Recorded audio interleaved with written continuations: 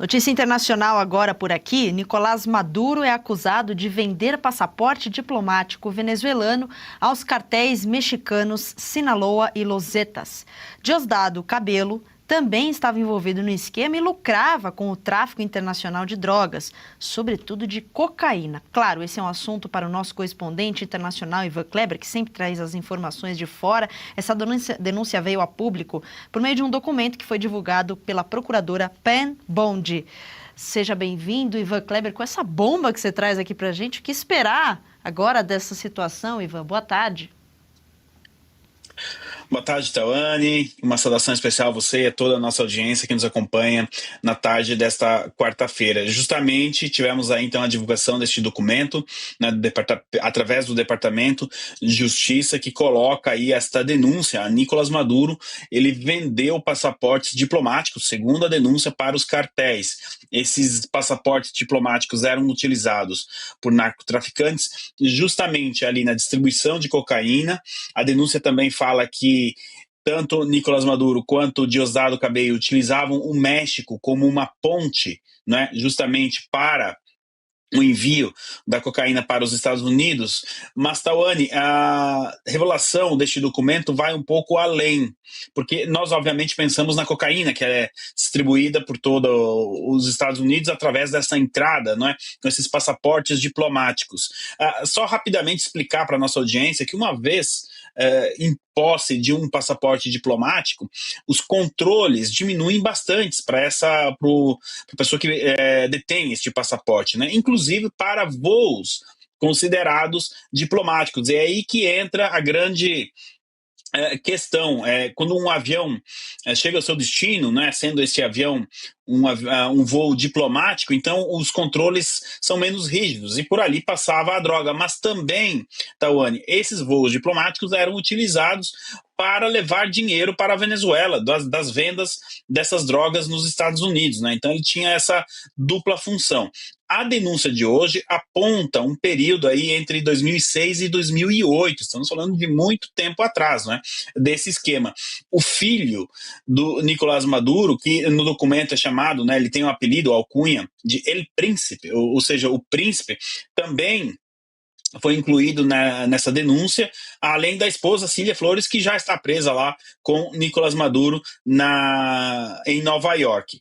Bom, Tawane, vários dos grupos citados, embora, obviamente, nenhum grupo brasileiro, especificamente PCC ou Comando Vermelho, tenham sido citados neste documento publicado de 25 páginas, muitos dos grupos ali dos cartéis citados têm ou tiveram em algum momento alguma conexão com esses grupos. Por que eu estou falando isso? Primeiro, o Departamento de Justiça, com a publicação deste documento, manda um recado para Nicolás Maduro. Nós sabemos as rotas que eram utilizadas e como eram utilizadas essas rotas. Inclusive, o documento também destaca que Nicolás Maduro, em todos os cargos públicos que ele ocupou, em algum momento ele utilizou ali da sua posição, ou de deputado no parlamento chavista, ou até mesmo como ministro das Relações Exteriores, e até mesmo liderando o chavismo, ele utilizou dessa sua posição para enviar drogas para os Estados Unidos. Esse é o primeiro ponto. Segundo ponto extremamente importante, Tawane, o Departamento de Justiça pode estar usando uma tática aqui de revelação, dizendo, olha, Nicolás Maduro, nós já sabemos o que você fez, quando você fez, com quem você fez.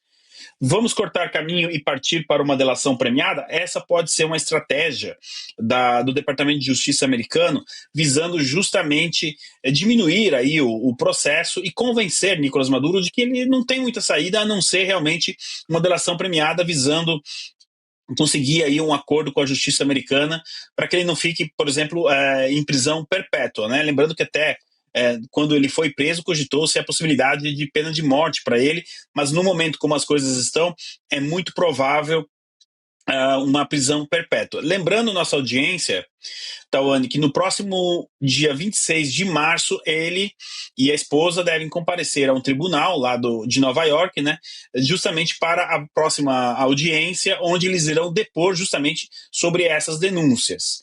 Agora, antes, daqui até lá, nós temos uma novidade, podemos ter uma novidade importante, que é a audiência de Hugo El Pollo Carvajal. Esse deve ter a sua audiência aí já na próxima semana, a partir do dia 23 de fevereiro, e deve ser uma audiência que dure mais de um dia. Contudo, ali nós possivelmente saberemos qual será a sentença de Hugo El Pollo Carvajal. Em base à sentença, nós teremos uma noção do que ele delatou e principalmente o que ele conseguiu comprovar ali através dessa delação. E por que eu estou trazendo o Hugo El Pollo Carvajal nesse sentido? Porque isso joga uma pressão maior em cima de Nicolás Maduro. Através dessa sentença de Carvajal, pode ser que sobre alguma coisa para o Maduro delatar. O Departamento de Justiça está trabalhando em várias frentes, e obviamente que o objetivo do Departamento de Justiça é sim provar ali, não é, as acusações contra Nicolás Maduro, mas ao mesmo tempo continuar descobrindo coisas importantes, revelações importantes. A gente presume que o Carvajal já entregou bastante coisa. Você imagina o quanto que o Maduro teria para entregar, ou até mesmo a sua esposa, Cília Flores, que está lá, né, presa, como eu disse. Então, essa revelação desse documento é um caminho do Departamento de Justiça, não é para, obviamente, condenar Nicolás Maduro, é uma acusação, dentre as tantas acusações que rodeiam o caso Maduro, até não é uma tão grave assim quanto o tráfico inclusive de pessoas, né, para fazer justamente a distribuição da droga nos Estados Unidos. Agora, tem um outro ponto importante, Tawane, que a gente precisa trazer para a nossa audiência, que lá em 2021, nós tivemos uma denúncia de que Nicolás Maduro levou uma mala de dinheiro em espécie para um partido político na Itália, o Movimento Cinque Stelle, e ele teria entregue esse dinheiro, não é? Isso no começo, a denúncia foi de 2021, mas a ação do Maduro teria sido no começo dos anos 2010, quando esse partido justamente começava a ganhar uma projeção nacional. Essa questão desse movimento internacional de irrigar partidos políticos, somado à informação da distribuição aí de passaportes diplomáticos, Tawane, nos leva a acreditar que existia uma rede muito mais complexa e muito mais elevada, que fosse além da distribuição de drogas nos Estados Unidos, mas também de propina pelo mundo. Obviamente que o Nicolás Maduro, ele como ministro das Relações Exteriores, não precisava vender um passaporte para ele mesmo.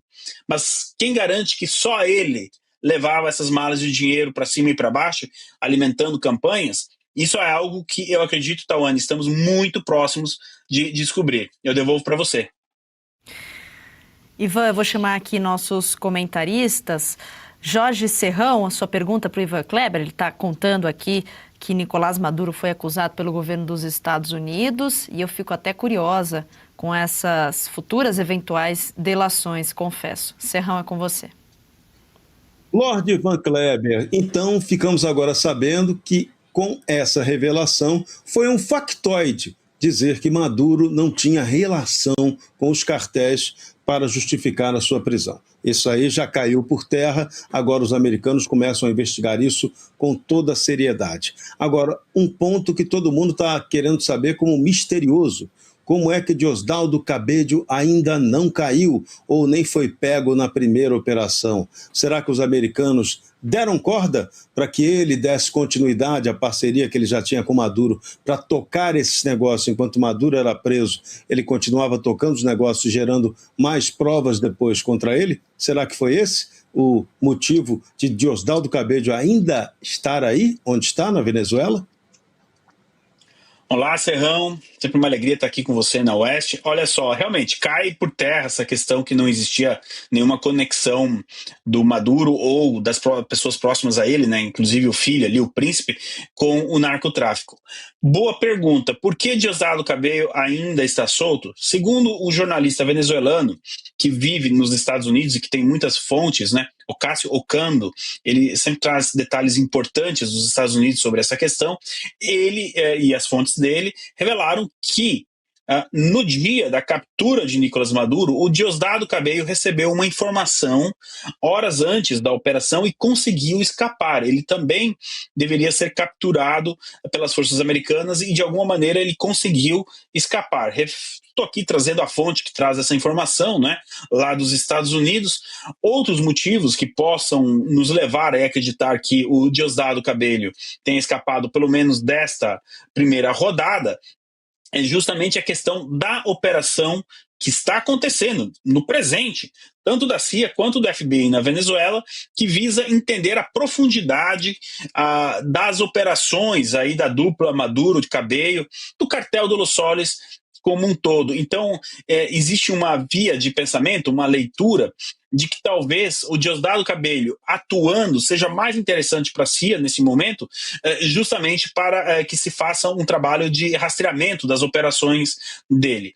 De qualquer maneira, o Diosdado Cabello é uma pessoa extremamente importante dentro do regime chavista. Inclusive nós tivemos aí a suspeita algum tempo atrás de que ele tentou dar um contragolpe contra a Delcy Rodrigues, a presidente interina da Venezuela, mas eu acredito, Serrão, que ele tem muitos motivos para estar preocupado e com certeza a CIA, o FBI, as autoridades americanas já estão rastreando ele e se não prenderam é porque provavelmente tem um motivo estratégico, pelo menos por enquanto. Tawane, eu devolvo para você.